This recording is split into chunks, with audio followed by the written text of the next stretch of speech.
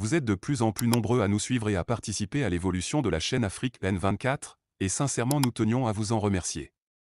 Nous lisons tous vos commentaires qui enrichissent le débat et vraiment nous vous demandons de nous soutenir, en aimant les vidéos pour une large diffusion, et pour continuer à avoir une ligne éditoriale indépendante, et vous proposer de nouvelles émissions toujours de plus en plus enrichissantes. Ne restons pas passifs, soyons actifs. Merci et à bientôt. Madame la ministre de l'économie numérique, vous avez la parole, s'il vous plaît. Merci beaucoup, Excellence, Madame la Présidente de l'Assemblée nationale. Donc, comme vous le savez, j'aime beaucoup venir à l'Assemblée parce que je trouve ça important d'expliquer les choses. Beaucoup de personnes se sont posées des questions sur Novici et vous me donnez l'occasion de pouvoir expliquer le fonctionnement de Novici. Mais pour ce faire, il faut que je vous explique comment, et vous saurez tous, vous allez très vite le comprendre, parce que vous tous, vous avez déjà fait des flouses et des timonies, envoyé des flouses et des timonies. Imaginez que j'ai 5 000 francs CFA et que, en espèces, et que je décide de faire un flouze ou un timoni à l'honorable IU. Comment je fais? Je prends mes 5 000 francs, je vais voir un distributeur à qui je donne 5 000 et il crédite mon téléphone avec 5 000 et là, je peux faire un flouze et un timoni à l'honorable IU. L'État, c'est la même chose.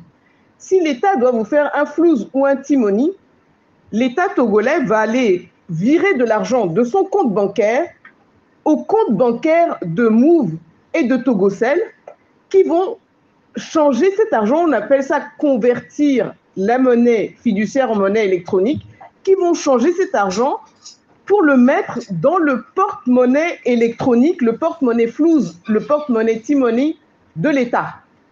D'accord? Et c'est à partir de ce moment-là que l'État va pouvoir faire du flouze aux personnes.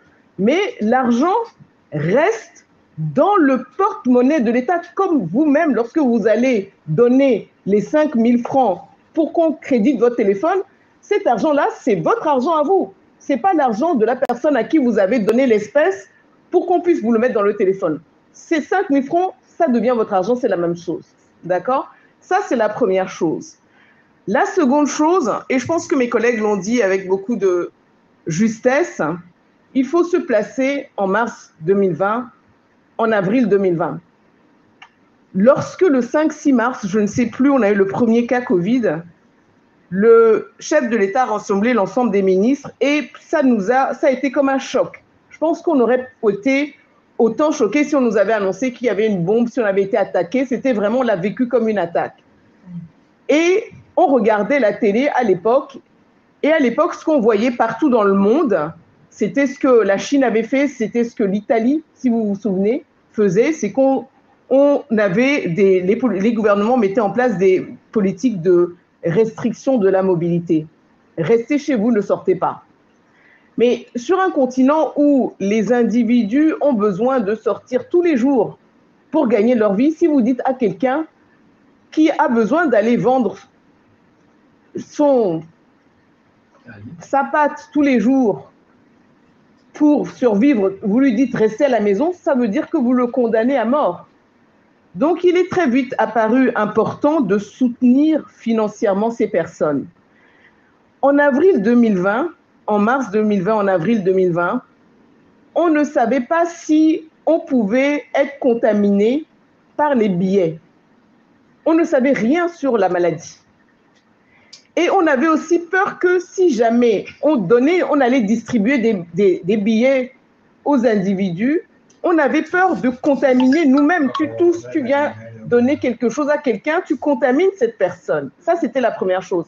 La seconde chose, c'est qu'on s'est dit, mais on doit pouvoir aider les gens, mais qu'ils reçoivent directement eux-mêmes cet argent-là, sans intermédiaire, parce que vous savez quelque chose, vous tous, nous sommes dans le même cas, lorsqu'on donne de l'argent à quelqu'un, lorsque l'argent sort de votre poche, c'est la seule certitude que vous ayez, à moins que vous-même n'alliez le donner à la personne. D'accord? Vous savez que l'argent est sorti de votre poche, vous ne savez pas si l'argent est rentré dans la poche de la personne à qui vous vouliez donner de l'argent. Il y a une méthode, le digital, le numérique, qui permet de vous assurer de ça. C'est comme ça que, en un temps record, en moins de 10 jours, le ministère, les équipes techniques ont développé une plateforme. Quelle était-elle, cette plateforme? C'est la plateforme que nous avons appelée Novici, et Novici parce qu'on a appelé ça Solidarité. L'objet de la plateforme, c'était de soutenir les populations les plus pauvres du Togo. Mais maintenant, comment déterminer qui est pauvre au Togo? Comment on fait? D'accord? Eh bien, on s'est dit, on va s'appuyer sur les professions des gens. Certaines professions, on va considérer que ces personnes-là font partie, lorsqu'on dit je suis marchand, je suis revendeur, etc., font partie du secteur informel. Il était important pour nous qu'on s'assure qu'on paie des individus, parce que lorsque vous mettez en place un système comme ça, vous voulez garantir qu'il y a une personne, un être humain, derrière le système que vous mettez en place. On a dit, en fait, pour que les gens puissent bénéficier de cette aide financière, il va falloir qu'ils s'inscrivent avec leur carte d'électeur. Pourquoi la carte d'électeur? Parce que la carte d'électeur était une carte biométrique. Ça veut dire quoi biométrique? C'est que la carte d'électeur, au moment où on a fait votre carte d'électeur, si vous vous en souvenez, on a pris vos empreintes biométriques, d'accord, vos empreintes digitales.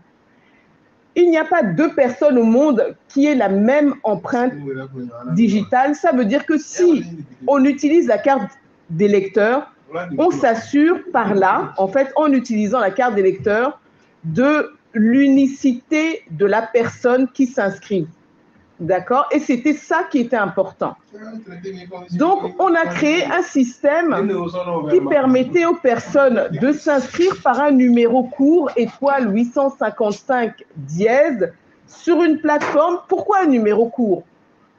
Il y avait d'autres systèmes qui existaient dans le monde, mais ça nécessitait que les gens aient un smartphone et la 3G, la 4G. Si vous vous adressez aux personnes les plus pauvres du Togo, vous devez partir du principe qu'ils ont des téléphones basiques. Donc, les individus tapaient étoile 855 dièse, puis leur numéro de carte d'électeur, leur numéro, il y avait comme un code de NSF qui était inscrit sur la carte d'électeur.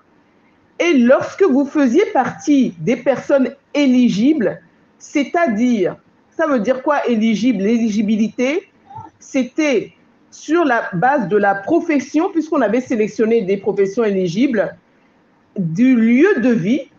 N'oubliez pas qu'en utilisant la carte d'électeur, dans la base de données de la carte d'électeur, on avait le bureau de vote, donc on avait le canton où vous viviez.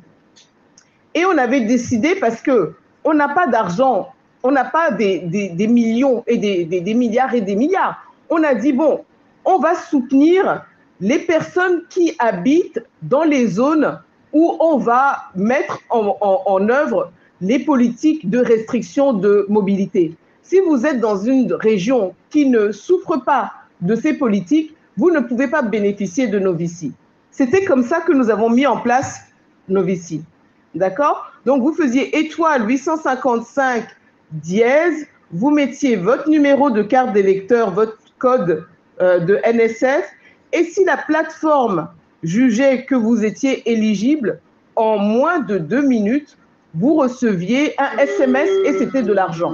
Comme lorsque quelqu'un vous faisait flouze et timoni, l'État vous a fait un flouze, l'État vous faisait un timoni. Et ça a permis de payer plus de 800 000 personnes au Togo.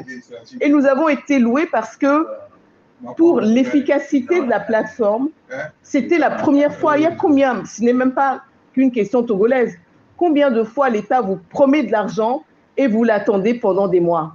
Avec cette plateforme, en moins de 2 minutes, les individus recevaient leur argent. Et cette plateforme a été développée par une équipe de jeunes développeurs qui, jour et nuit, c'est pour ça qu'on a pu sortir, délivrer cette plateforme en 10 jours, jour et nuit, ont travaillé pour que cette plateforme soit sur pied. Et partout dans le monde, on a entendu parler du Togo et des prouesses du Togo. Donc, c'est important que les choses soient expliquées et comprises. Ça, c'est la première chose. Et je pense que Donc, ça explique le mécanisme, vous l'avez compris, le système financier de Novici. Alors, la Cour des comptes, je pense, et je pense qu'il faut aussi, expliquer, raconter l'histoire. En avril 2020, on lance Novici. Il y a eu plusieurs phases de Novici. Du 8 avril au 6 juin, ça a concerné les préfectures d'Aguenive et de Tchaoudjo. De fin mai, du 29 mai au 2 juin, on a soutenu les conducteurs d'autocars et de minibus. Du 3 août 2020 au 1er septembre 2020, on a soutenu le canton de Soudou. Parce que si vous vous en souvenez, à un moment donné, on a dû mettre le couvre-feu et tout ça à Soudou parce qu'on avait des cas. Donc, on a soutenu. En novembre 2020, on a dû payer les enseignants volontaires sur tout le territoire parce que les enseignants volontaires, en fait, n'étant pas fonctionnaires, lorsqu'on a fermé les écoles, se sont retrouvés sans revenus. Donc, il a fallu aussi les soutenir. En février, fin février, du 25 février au 9 mars 2021, on a aussi fait Novici dans la région des Savanes. Donc, la Cour des comptes, dans sa première évaluation, constate que le Novici a duré du 8 avril 2020 au 11 mai 2020 et pour un montant total de 12 220 470 250 francs. Et la Cour dit, bon ben voilà, sauf erreur ou omission, il y a un reliquat puisque Novici a pris fin en 2020. Or, Novici n'a pas pris fin, comme je vous l'ai dit, en mai 2020 puisque Novici a continué avec les conducteurs de bus, le canton de Soudou, les enseignants volontaires, la région des Savanes. Donc, Novici a continué et elle a continué même, si vous voulez, ce programme-là a continué bien au-delà même de ce que nous avons appelé Novici parce que la plateforme financière ayant fait ses preuves, on a continué à faire les paiements des les agents de vaccination jusqu'au 31 décembre 2022. C'est par le biais de la plateforme qu'on les a payés sur tout le territoire pour qu'ils puissent recevoir leur paiement directement. La force anti-Covid aussi directement comme ça, c'est la plateforme permet de faire un flouze ou un timoné aux bénéficiaires. Donc, ayant fait ses preuves, toutes ces personnes-là, jusqu'au 31 décembre, ont été payées par la plateforme. Et c'est ça qui nous a garanti, en toute traçabilité, de pouvoir leur donner directement cet argent. Alors, c'est important parce que, lorsqu'on parle de traçabilité, ça veut dire quoi?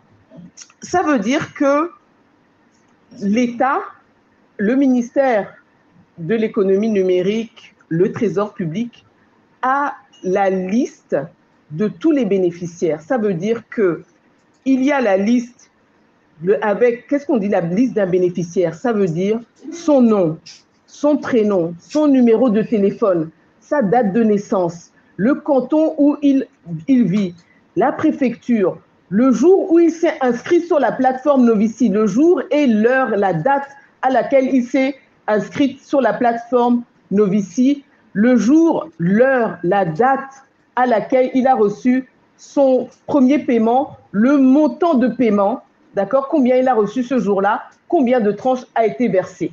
Tout ça, c'est disponible et c'est ça, c'est ce qu'on appelle la traçabilité entière, d'accord? Cette liste est disponible et se trouve à présent à la fois au Trésor public, évidemment au ministère et aujourd'hui aussi à la Cour des comptes. Lorsque, donc, ça c'est la première chose. Donc, lorsqu'on parle de reliquat, en mai, il n'y avait pas, ce reliquat en fait n'existe pas puisque, comme je vous dis, il a été versé. Mais s'il y a de reliquat, il se trouve dans les comptes de l'État. D'accord? Il n'a pas bougé des comptes de l'État puisque c'est le porte-monnaie électronique de l'État togolais. Donc, l'autre question, l'autre préoccupation de la Cour des comptes, c'est qu'il y a des demandeurs inéligibles qui ont reçu l'aide Novici. Est-ce qu'on peut vous expliquer ça? Concernant le paiement des aides des personnes non éligibles relevées par la Cour des comptes, lors du lancement de la plateforme le 8 avril 2020, il y a une erreur de configuration. Il y a quelques professions comme ça qui, au lieu d'être désélectionnées, eh bien, on a laissé ça. Et donc, il s'agit de qui? Il s'agissait d'écoliers, de retraités, d'étudiants. Le soir même, on se rend compte qu'on a commis une erreur et on reconfigure. Mais il y a 17 500 personnes qui ont pu s'inscrire. Et ces personnes-là ont bénéficié d'une tranche de 5 250 ou de 6 000, suivant que vous étiez un homme ou une femme. Alors, évidemment, on aurait pu leur demander de rembourser cet argent-là. Mais allons-on demander à des retraités de rembourser 5 000 francs ou à des écoliers? Ça nous a semblé, on n'avait pas le cœur de le faire. Mais qu'est-ce qu'on a fait? On a prévenu, donc il y a 2 ans avant même les travaux de la Cour des comptes, on a prévenu le Trésor, attendez, monsieur le Trésor, on a eu une erreur de configuration, voici la liste complète avec nom, prénom, numéro de téléphone, date de naissance, canton, préfecture, montant reçu, des personnes inéligibles qui ont reçu cet argent. Ça, c'était il y a 2 ans. Donc, on a été d'une extrême transparence sur cela. La seule chose que nous n'avons pas faite, c'était de demander à ces personnes de rendre l'argent. Il s'agissait de 96 millions. On n'allait pas leur demander. Et je pense que vous tous ici présents, vous n'auriez pas accepté qu'on leur demande. Maintenant, le ministre des Finances me dit de dire quelque chose sur le solde. En effet, donc, en mai 2020, comme l'opération continue, le solde reste jusqu'en décembre 2022, puisqu'on continue à faire les paiements aux agents de vaccination, aux agents de la force Covid, aux agents du numéro vert, le 111, lorsque le 111 était là. Et donc aujourd'hui, au 31 décembre 2022, il reste à peu près dans les 200 et quelques millions, mais nous sommes en train de faire un travail de réconciliation pour pouvoir donner le chiffre final. Après, la question qui va se poser, c'est est-ce qu'on garde cette enveloppe dans le porte-monnaie électronique de l'État pour que l'État continue à faire un flouze ou des timonies ou pas? Mais encore une fois, peu importe, me semble-t-il, le solde, pourvu que ça reste dans le porte-monnaie de l'État pour que l'État puisse continuer à faire des floues et des timonies. Merci. Merci. Vous êtes de plus en plus nombreux à nous suivre sur Afrique N24, et vraiment nous tenions à vous en remercier. Nous lisons tous vos commentaires qui enrichissent le débat et vraiment nous vous demandons de nous soutenir pour continuer à avoir cette ligne éditoriale indépendante, et vous proposer des émissions toujours de plus en plus enrichissantes. Merci et à bientôt. Likez la vidéo si ce n'est pas déjà fait. Laissez aussi votre point de vue en commentaire. Abonnez-vous et cliquez aussi sur la petite cloche de notification pour ne rien rater de nos prochaines vidéos. N'oubliez pas de partager aussi la vidéo et de la liker.